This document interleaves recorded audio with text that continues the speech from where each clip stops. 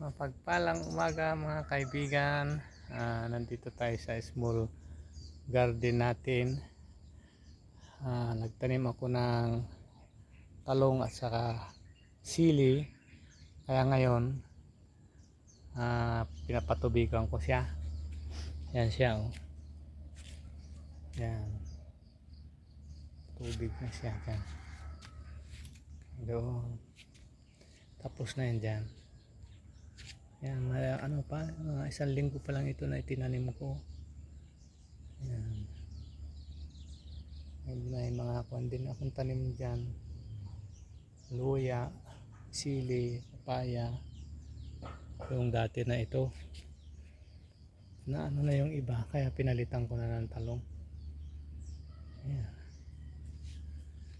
Yan, ito. Ito pa hindi pa napatubigan ito. Mga kunting ampalaya dyan, ampalaya. Kaya na ano na ito.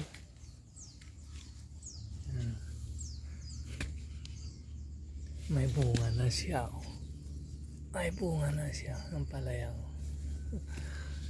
Yan sili. Ito yung mga sili. Ano to, hindi maanghang, pang sigang to na ano, mga sili. Ewan ko ito, sili na ito. Hindi ko alam to, parang tawag dito ng sili. Ganito naman siya. Parang ano lang, halaman. Pero manghang din yan. May ano dyan, oh, yung luya na dilaw. Tumirik. Yan. Yan, pwede na ilipat ko na naman yung tubig.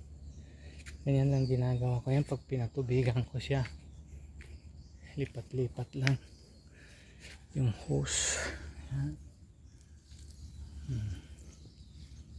Ito nung kwan, tinaniman ko ng talong to pero madali naman namatay. Nilanggam. Kaya nagpalit na ako ng panibago ulit. Yung kwan to, yung talong na kwan ito. Yung mahaba. Okay, hanggang dito na lang. Ito pala yung sili. Pangsigang din to, yung maliliit pa.